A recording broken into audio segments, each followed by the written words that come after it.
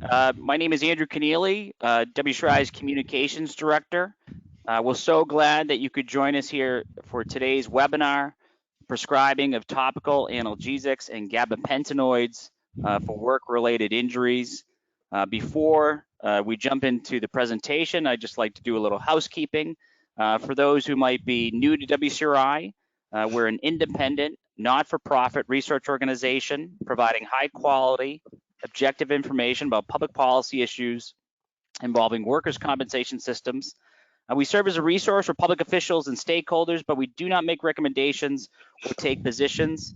Studies are peer-reviewed with a focus on benefit delivery, and we enjoy diverse membership support, including government agencies, employers, insurers, labor unions, service providers, and many others. And it is at this time we would like to thank our members who are on today's webinar. Without your support, we would not be able to provide the research that we do in events like this. So thank you so much. For those who are not members, we hope you will consider it after attending this webinar, and there's a list of benefits about joining WCRI on our website. About today's webinar, the presentation is 45 minutes long. That's 30 minutes of slides and 15 minutes for your questions. We're really going to try to keep it on time today. Any questions that do come up during the presentation, we're going to try to hold it for the Q&A. To submit a question, use the questions box located on the right-hand side of your screen. If you are having any issues, there's a phone number for GoToWebinar. Big question that comes up for every webinar is, how do I get a copy of the slides? Well, you can download it under the handouts feature on the right-hand side of your screen. And also today's presentation is being recorded, and we'll provide you with a copy within 48 hours after the event. So if you happen to miss anything, don't worry. I'll send you a copy of the slides as well as a recording, again, within 48 hours after the webinar. And also at the end of the webinar, we ask that you take a short online survey. For every completed survey that we receive, WCRI will donate $2 to Kids Chance, which I'm sure many of you know. They had their Awareness Week last week, provides educational opportunities to the children whose parents were seriously injured or killed in the job. Really a great organization. Obviously, we're going to be talking about prescription drugs today, but there's so many other areas of research that WCRI covers, and all of this is on our website and can be looked up by topic. Here is your presenter today, my wonderful colleague, Dr. Vennela Thumula. Without further ado, Vennela. Thank you, Andrew. Good afternoon, everybody. In today's presentation, I will be sharing major findings from two studies that we published earlier this year that examine prescribing of two groups of drugs, topical analgesics and gabapentinoids for work-related injuries. The reason we are focusing on these two drug groups today is if you looked at our drug trends report for newly injured claims, about up to 3-year-old claims, we see that topicals and gabapentinoids are among the top 3 drug groups in terms of prescription cost share in many of the states that we examined. And we are going to take a closer look at the utilization patterns of these groups of drugs today. We'll see where is prescribing more frequent, where are payments more higher, and we are also going to look more closely at private label topicals, dispensing of these, and where are they more frequently dispensed. We're going to take a look at off-label uses of gabapentinoids in the workers' comp population and examine whether these two groups of drugs are being prescribed in consistence with recommendations by evidence-based guidelines such as ODG and ACOM.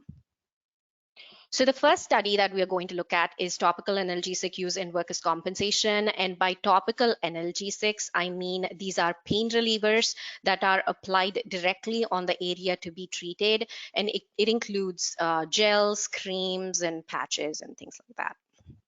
And if you look at the first quarter of 2020, all prescriptions dispensed by up to 3-year-old claims, then about 19% of the prescription payments were for topicals and predominantly topical analgesics. And this number increased 10 percentage points from 9% back in 2015 quarter 1. So this is an emerging drug group. And the major findings from this study are that states vary widely, both in prevalence and payments for topicals.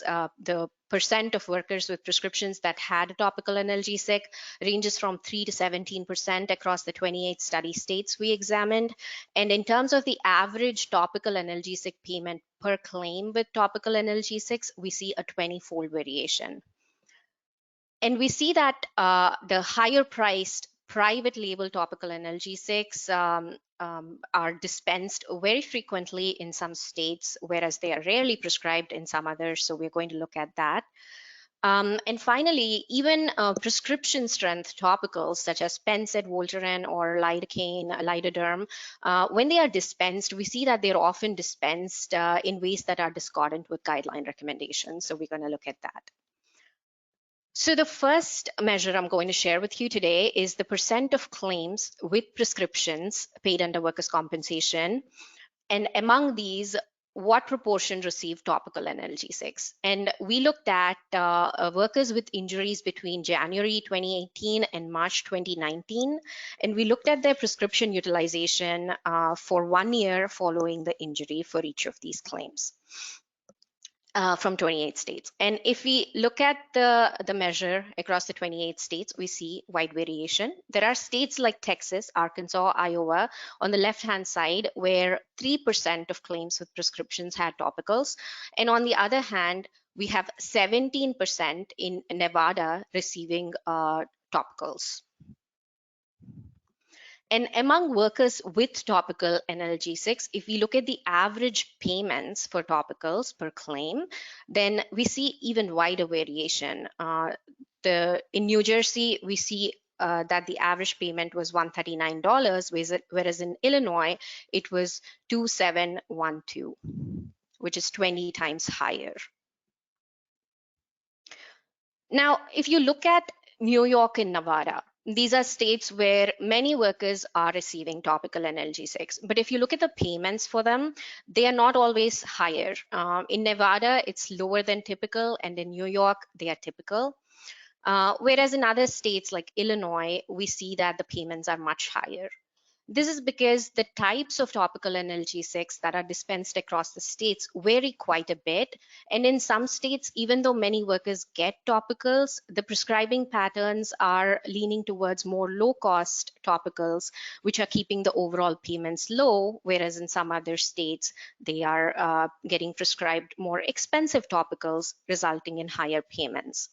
Now, if we combine these two measures, overall, the states that have the highest topical analgesic payments are Illinois, which had the highest, and this is followed by Louisiana, South Carolina, Pennsylvania, and several other states.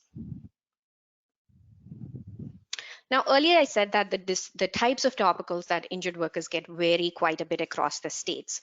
And so we've grouped topicals into several groups, subcategories of drugs. And the most frequently prescribed category of topicals is the prescription strength topicals like lidocaine, lidoderm, or diclofenac sodium Pensed. In the study, we also grouped Voltaren gel as a prescription strength topical because at the time of this analysis, it was a prescription. It was only available through a prescription, but more recently, Voltaren gel became available OTC, which might change some of these patterns. But during the study period, they're grouped in prescription strength topicals. Now, the prescription share for each drug group is shown in dark green, and the cost share of each drug group is shown in light green. So prescription strength topicals are the most frequently prescribed category. And then we have private label topical analgesics like Lidopro or Terracin. And if you look at the cost share, it's much higher than the prescription share. This is because these products generally have higher prices. And then the next category is over-the-counter topicals, which includes drugs like Bengay or Muscle Rub, Polar Frost, Biofreeze. These medications are also frequently dispensed. 12% of topicals are for over-the-counter topicals, but because they are inexpensive relatively, they only account for 1% of topical analgesic payment share. We are not going to take a look at custom compounds and compound kits in detail today, mainly because they were once a significant cost driver in workers' compensation, but at this point of time, only 3% of prescriptions and 1% were for custom compounds across the 28 study states. So we did not have enough sample size to go into details for these, and we are going to focus on prescription strength topicals and private label topicals mostly in the rest of the presentation. So what are private label topicals? These are independently manufactured products that contain commonly available OTC ingredients such as menthol, methyl salicylate, capsaicin, lidocaine, and they show up in different combinations. And these products are not FDA approved and they are not recommended by evidence-based guidelines. Examples are Lidopro and Terracin. And if we look at all the claims that receive topical analgesics in the 28 states, and if we see how often they get prescribed private label topicals, then on the left-hand side, you see that not many workers get private label topicals in many states. They are less than 5% in California and other states, whereas up to a third of claims have private label topicals in states like Louisiana, New Mexico, Maryland, Illinois, and South Carolina. And about 2/3 of claims had private label topicals in Delaware. And if we look at where do they get, who is prescribing these topical analgesics, then the yellow portion of each bar shows claims that receive private label topicals from physician dispensers or physicians' offices. And you see that predominantly across most study states, private label topicals are mostly physician dispensed. The exception here is Pennsylvania, where we see a significant proportion of pharmacy dispensed private label topicals. And in a previous WCRI report, we observed that after the physician dispensing reforms in Pennsylvania, new pharmacies emerged in the state, and they were more likely to dispense high-cost topicals like compounds and private label topicals. Now, private label topicals are higher priced, as I showed in one of the previous slides. And if you look at the average, I'm showing you a few examples of private label topicals on the slide. These are products where we found an equivalent over-the-counter strength product also dispensed to injured workers. So for price comparisons, I'm showing you just a few examples. If you look at trolamine salicylate 10% cream or lotion, then the PLT product was about $591 per prescription, which is 66 times higher than the OTC product that was dispensed. Similarly, other products also have much higher prices per prescription compared to their OTC equivalents. The price per prescription is higher because the AWP of these products is also higher. The PLT trolamine salicylate 10% had 70 times higher AWP than the OTC product. And because the fee schedules are based on AWP in majority of the study states, it also gets reflected in the price per prescription.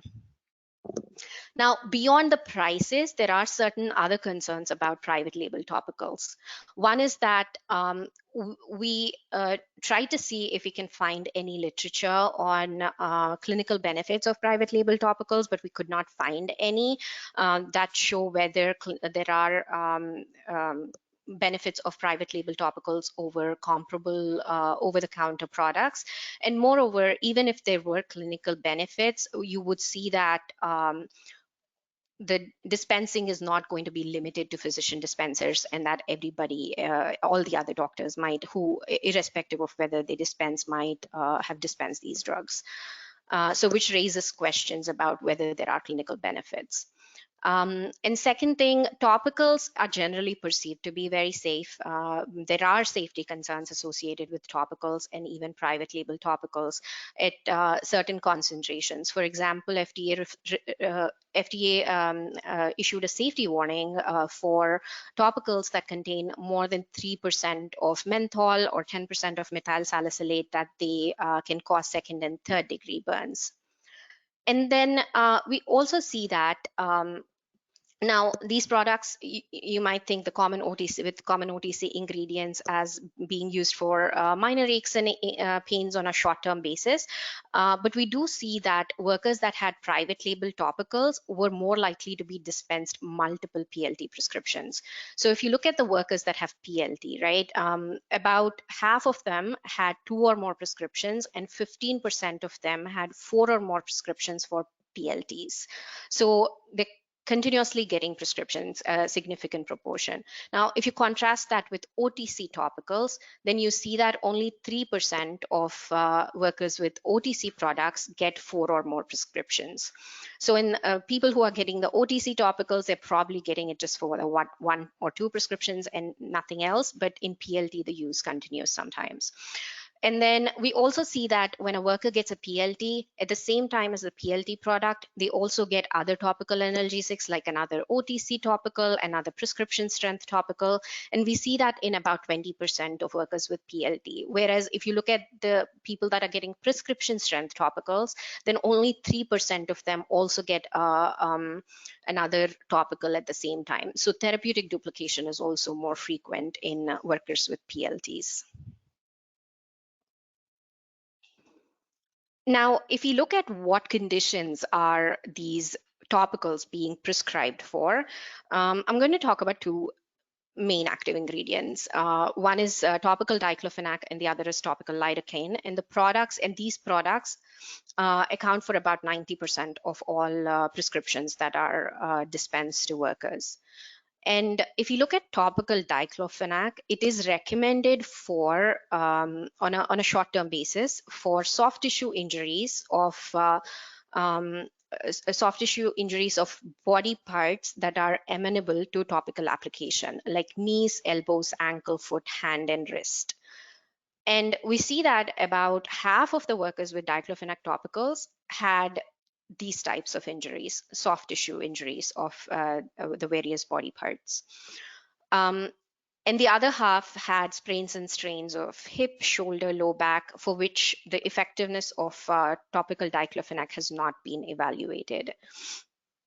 And if we look at topical lidocaine, we see similar patterns. Both ODG and ACOM, they recommend topical lidocaine only for localized neuropathic pain and also not as a first-line treatment.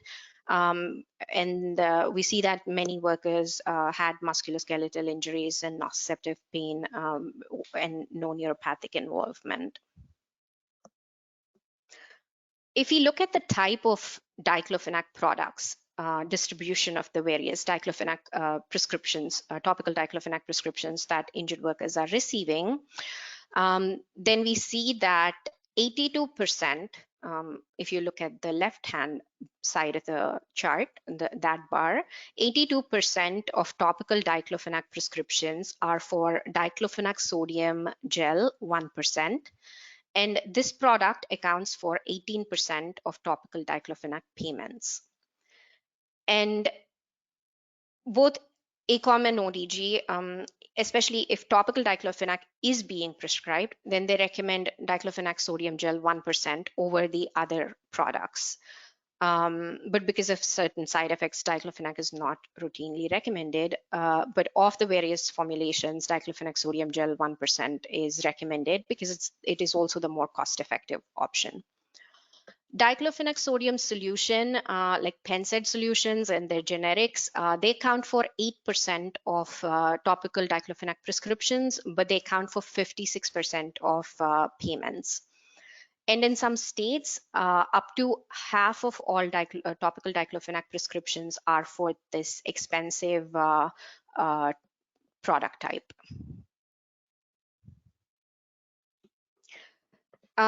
Topical diclofenac, diclofenac in general has a black box warning for risks associated with, there are cardiovascular risks and gastrointestinal risks. So, but then between an oral formulation and a topical formulation is less prone to adverse events. So in people for whom oral medications are contraindicated, then topicals are preferred.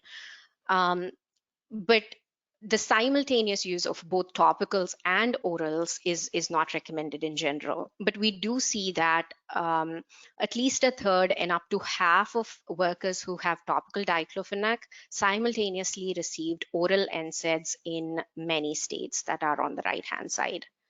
And if you see what type of topical they are dispensed, especially in the states that are on the right-hand side, where simultaneous use of oral and topical NSAIDs is prevalent, then you see that the combinations are with more expensive types of diclofenac topicals, like the diclofenac solutions. So, as I said previously, they are recommended when orals are contraindicated or patients cannot tolerate oral medications, but we see that many workers are getting both at the same time, and they're also getting less cost-effective options more frequently in these states. And if we see the same numbers by the dispensing point, then we see that simultaneous use of oral NSAIDs and topical diclofenac is more prevalent among among workers with physician dispensed prescriptions. The top row shows the claims that have pharmacy dispensed topical diclofenac, and of these, if you look at Florida, for example, 37% of them had simultaneous use of oral NSAIDs. Whereas with physician dispensed claim group, there 53% of them have simultaneous use of topical and oral NSAIDs, and it's even more prevalent in workers who get physician and pharmacy dispensed topicals. And I'm showing you numbers for a few states here, but we see similar patterns in all the states where we had sufficient cell size and where physician dispensing is prevalent. So overall, what we see is that when claims get pharmacy dispensed topicals, then they are less likely to get simultaneous use of oral NSAIDs. And one of the reasons that this may happen is because pharmacies and PBMs do generally have concurrent utilization review programs, and they may be warned about these potential therapeutic duplication issues and drug-drug interactions. And because physician dispensing products do not go through the same pathways, there may be higher instances of therapeutic duplication occurring. So overall, to recap, we see two categories of expensive and non-recommended topical analgesics prescribed to injured workers in some states, which is driving up topical analgesic payments per claim.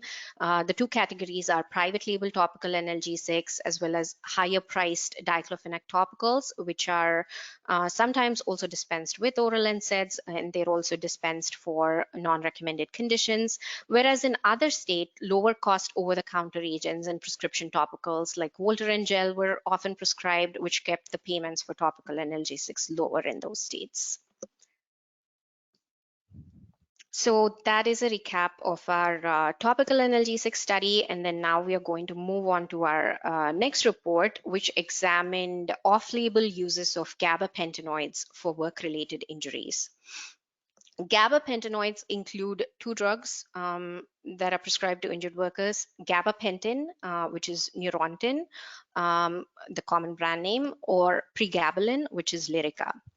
And gabapentinoids, if we pool the data across all 28 states, were the third highest in terms of prescription payment share among all the drug groups for new injuries. And so we are going to take a look at prescribing patterns of gabapentinoids. And we see that 3 to 12% of workers with prescriptions paid under workers' compensation received gabapentinoids across the 28 study states. And half of them received one prescription and no subsequent prescriptions, and the other half received multiple prescriptions. And gabapentinoids are almost always dispensed for off-label uses in workers' compensation, which is not surprising. And we see that 2/3 of workers had a diagnosis for neuropathic conditions, and 1/3 did not have a documented diagnosis with neuropathic involvement. And we see that the doses that are prescribed are lower than what is recommended based on clinical trial information. We're going to take a closer look at that as well. And then finally, we see concomitant prescribing of gabapentins and opioids in many workers. So the first chart is about claim frequency of receiving gabapentinoids. We show the same 28 states as in the topical analgesic study, and a similar data cut. We are looking at injuries from Jan 2018 to March 2019, and we looked at 1 year prescriptions that were filled in the first year following the injury. And the percent of workers with prescriptions that received gabapentinoids ranged from 3% in California to more than 10% in Louisiana, Massachusetts, and New York. And if we look at how many prescriptions they get, in the blue, I show the claims with 1 gabapentinoid prescription. In yellow, 2 gabapentinoid prescriptions. And then the light green shows 4 or more gabapentinoid prescriptions. So across the study states, we generally see similar patterns. We see that half of the workers only had 1 gabapentinoid prescriptions and the rest had multiple gabapentinoid prescription. And one thing that I should note here is that gabapentinoids are sometimes recommended for perioperative uses, but only 4% of gabapentinoid prescriptions that we see in the data were dispensed perioperatively. So it appears that majority of this use is for for chronic neuropathic pain if the prescribing is consistent with guidelines. And if that were the case, we would expect people to continue to fill multiple gabapentinoid prescriptions. But we see that if you look at the light green portion of the bar, right, that looks to be about 20% of the length of the bar. In the median state, we see that about 20% of claims that initiated a gabapentin prescription get 4 or more prescriptions, which is a proxy for potential continuous use. This means that in many instances, if the gabapentinoids were prescribed for chronic neuropathic pain, that the treatment may have failed because these prescriptions, they start out on a trial basis, and it is possible that either they did not offer sufficient pain relief or that the side effects were not tolerated. We cannot get into those types of details based on claims data that we used for analysis, but it raises questions that future studies can answer.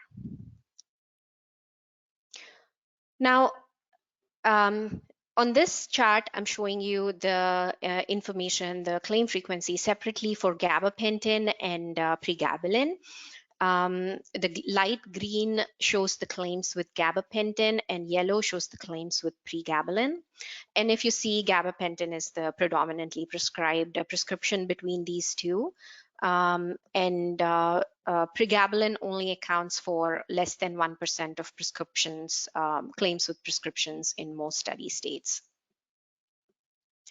However, if you look at the payment data, there are 2 points here.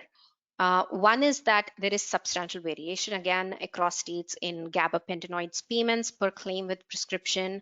In California, it's about $3, whereas in Louisiana, it's $50. So there is a lot of variation. And the reason these numbers might look so low is because what I'm showing you here is average gabapentin payment per claim with prescription. And because many claims with prescription don't have gabapentin prescriptions like you see in the chart above, the numbers look low. And the second point that I want to make is that even though pregabalin is relatively less frequently prescribed than gabapentin, it does account for higher payments than gabapentin in some states. I highlighted North Carolina there, for example, where you see that the payments for pregabalin are more than the payments for gabapentin. And this is partly because during the study period, majority of the study period, Pregabalin was available only as a brand name drug, so it remains to be seen how utilization patterns may change now that generics of Lyrica are available.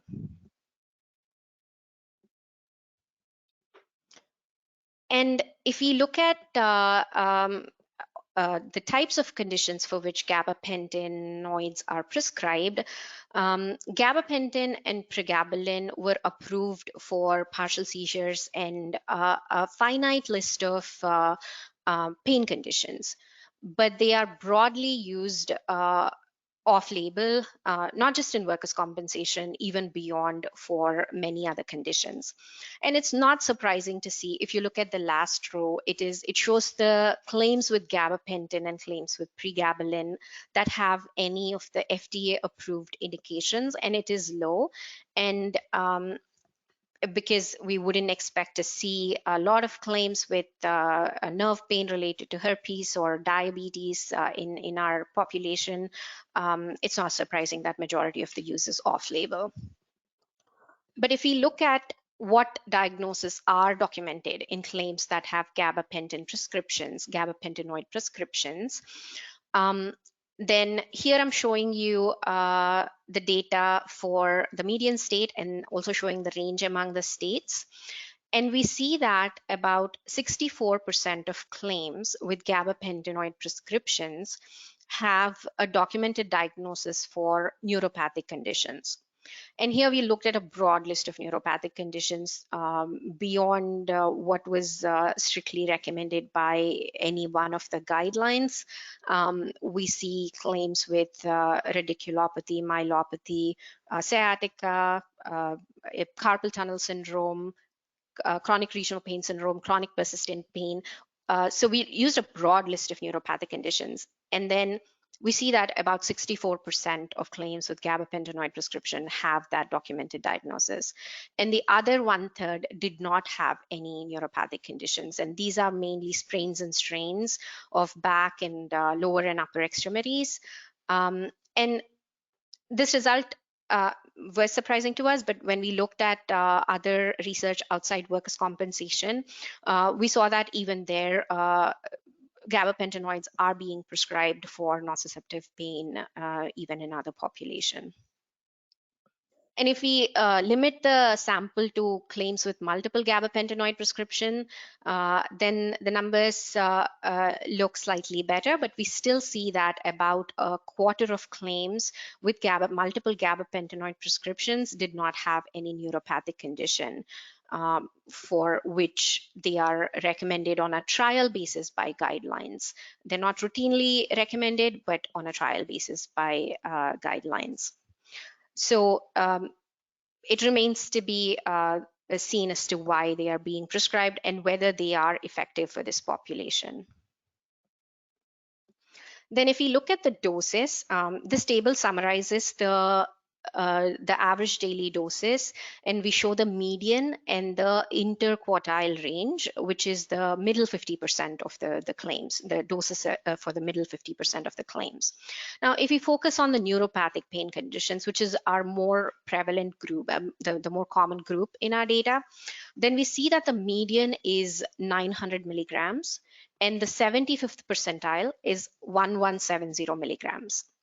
And because gabapentin, also sorry, I apologize if I said gabapentinoids. I'm looking at gabapentin daily doses among claims with 2 or more gabapentin prescriptions here. And if you, because these products, gabapentin is not approved for the neuropathic pain conditions that we see in workers' compensation typically, the dosing regimens, the recommended dosing regimens are not readily available, but there are some systematic reviews of dosing regimens, and they say that about 1200 to 3600 milligrams were shown to be effective, efficacious in clinical trials or randomized control trials. And we see that the 99th percentile of doses in our population was 3600 milligrams. So there is no concern that they are getting more than recommended doses. But then the 75th percentile is less than the 1200 milligrams, which is the minimum recommended dose that is demonstrated to be efficacious in those randomized control trials. So there may be many reasons for why we see lower than recommended doses of gabapentin.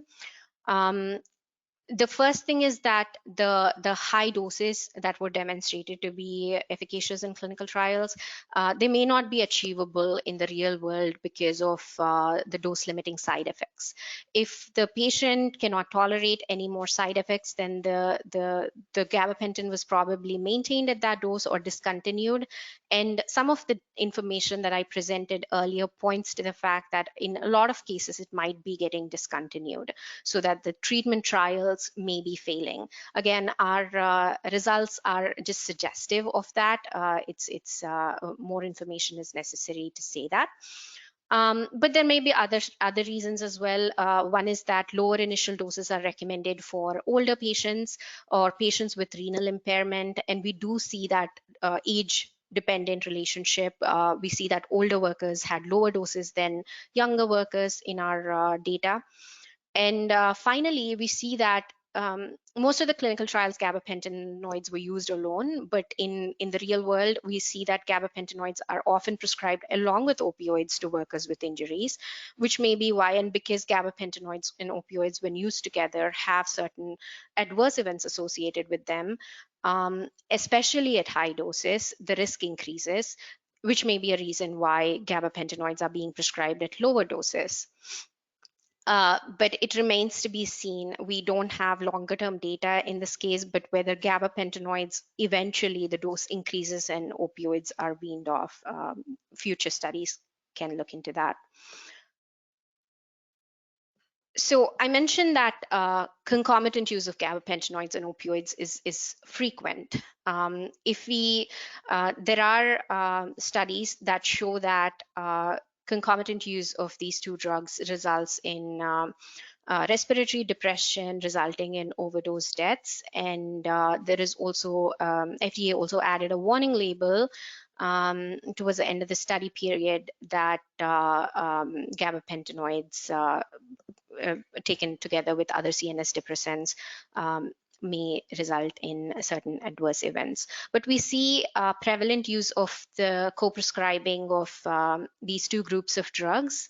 At least a third of the claims with gabapentinoids also had simultaneous use of opioids in more than half of the study states, and it's up to 50% in some of the other states on the right-hand side here. So overall, to recap the findings, gabapentinoids are prescribed more often in some states compared to the others. And they are mainly prescribed for off-label uses, but then some of which is recommended by evidence-based guidelines, but we see that 1 in 3 workers with gabapentinoids did not have a diagnosis for neuropathic pain conditions or FDA-approved indications. And then we see that the doses are lower than what is demonstrated to be effective for certain neuropathic pain conditions.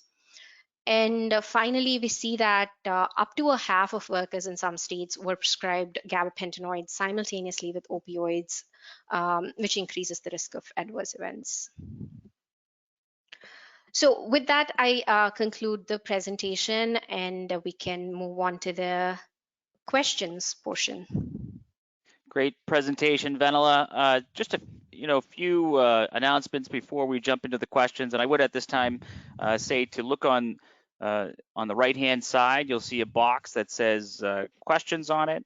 Simply type your question into the box and hit submit, and we'll try to get as many as we can done before we have to sign off. But just a couple quick announcements for questions about the findings you heard today. You can email us at the address that you see on the screen. The studies we discussed today are available for purchase on our website.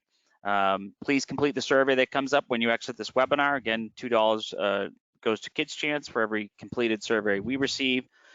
Save the date. WCRI's 38th Annual Issues and Research Conference is March 16th through the 17th in Boston.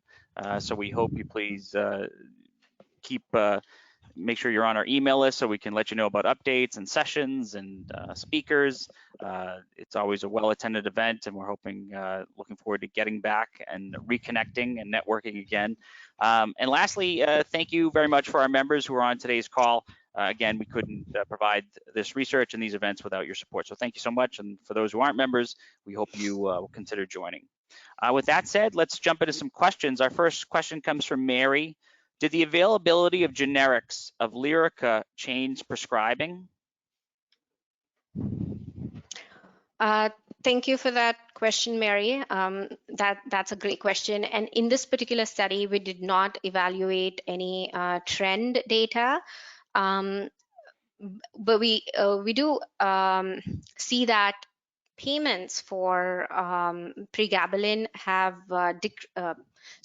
payments for that category of drugs has decreased over time after generics of Lyrica became available. We did not see a dip in prescribing or an increase in prescribing after generics became available, but that may be like too new of a data to say anything. But another thing that we looked at was the AWPs of generically available pregabalin. They are still much higher than other products that are commonly dispensed, including gabapentin. So because the AWP of generic pregabalin are high, they continue to be more expensive, one of the more expensive top drugs in terms of prescription payment share. We don't have much data on how utilization patterns have changed though. Thank you. Next question comes from Don. Are fentanyl patches included in topical analgesics? No, we haven't included transdermal delivery systems in the analysis. So buprenorphine patches or fentanyl patches are not included. We included topical analgesics where they're applied directly on top of the area to be treated, where the effect is not expected. The effect is expected to be localized rather than where you apply it on the skin, but then is distributed but the effect is based on systemic distribution, like transdermal patches. So no, fentanyl is not in the data. Great. Our next question comes from Susan. Did you evaluate how utilization varied when states have different treatment guidelines, mandatory utilization review, formularies, physician dispensing laws? That's a great question, and I think for both the studies, I would say that we tried to see simple one-on-one correlations of whether having a guideline, a treatment guideline, or having a utilization review would result in higher or lower utilization of payments. And we don't see any correlations that way because there is a lot of variability in the type of guidelines that are present, the type of formularies that are present. So with a yes or no, whether they had mandatory utilization review, we didn't see a correlation. But it does appear that there are examples, like for example, in California, we do see that Gabapentinoids are prescribed very infrequently, and the guidelines in the state as well as the formulary require substantiation of medical necessity before they are prescribed, and they are on the lower side. So there are examples where it appears to be the case, but we didn't see any strong correlations, which is why we didn't report them in the data, in the studies. Great. Thank you. Well, that's about all the time we have for today. And so, Vennela, thank you so much for that great presentation. We want to thank you, obviously, for joining us for today's webinar. We hope you've enjoyed learning about this important research. We hope you found it of value, and we hope to see you on a future webinar. In the meantime, and from everyone at WCRI, we hope you have a great day, and we hope you have a happy and safe Thanksgiving. So have a great day, everyone. Thank you for attending. Thank you.